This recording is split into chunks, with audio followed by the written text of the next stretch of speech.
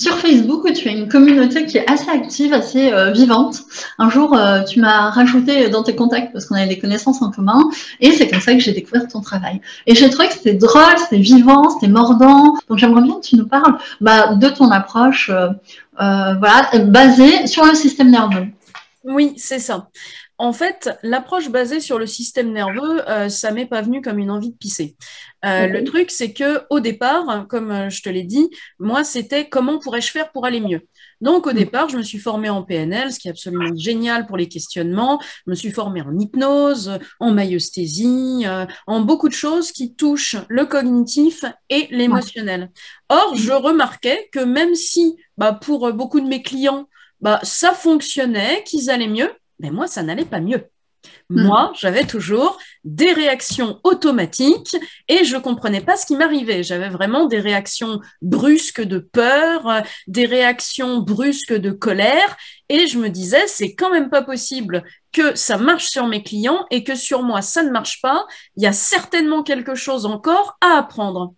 Et je suis tombée, alors je ne sais même plus comment, oui, si, par le truchement d'une formation de mon école de PNL, où la professeure nous a parlé du fonctionnement du cerveau, du fonctionnement du tronc cérébral et du fonctionnement du système nerveux. Et là, ça n'a pas été une révélation, je me suis dit, en bon chercheur, eh ben, allons chercher, puisque ça correspondait aussi à une recherche que je fais avec ma sœur et mon père sur sa maladie de Parkinson.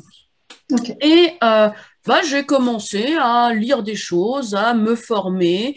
J'ai appris que finalement, ça n'était pas la tête qui générait des émotions, qui générait des sensations.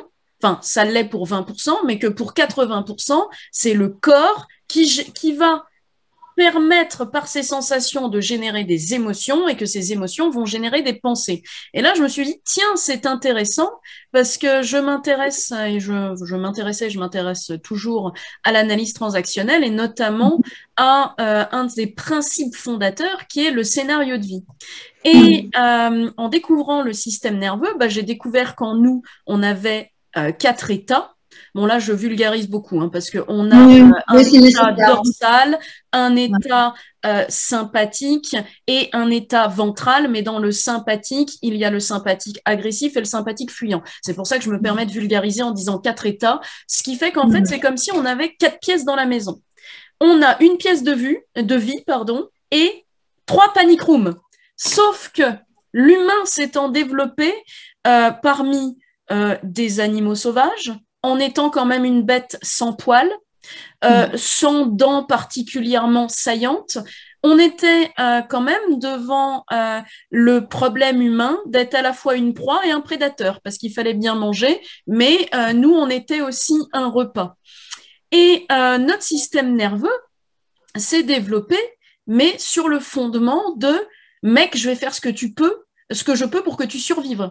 Je vais D'abord la survie et ensuite le développement, quoi. C'est ça. Et donc, nous, à l'heure actuelle, on fonctionne avec des conditionnements qui sont venus du fonctionnement de l'homme préhistorique. On fonctionne aussi avec des mémoires de lignée et on fonctionne aussi avec ce que l'on récupère des enfants dans notre environnement dès la gestation. Et donc, finalement, en voyant que nous avons ces 4 états, 3 états de stress, de panique, de figement ou de colère et cet état de vie, je me suis dit, tiens, c'est quand même intéressant. Je suis allée voir et en fait, en creusant un peu, ça nous donne pas un scénario de vie, mais ça nous donne 4 scénarios de vie, dont un auquel on est identifié, qui est-ce que je suis, au milieu de quel type de gens et au milieu de quel type de monde. C'est à partir de là où on dit, je suis cette personne qui vit telle chose au milieu de telle personne et au milieu de quel type de monde. Ce qui nous permet de maintenir ce qu'on appelle une homéostasie de survie qui, dans le corps, est ce qui nous permet d'être en équilibre, de se dire, là, dans cet endroit, je suis en sécurité. Mais ça n'est pas la sécurité intérieure, la présence à soi et à l'autre, c'est comment dans un environnement hostile et dangereux, puisque c'est les mémoires dont on a hérité, je peux me maintenir dans une survie qui me maintiennent en sécurité par rapport à l'extérieur.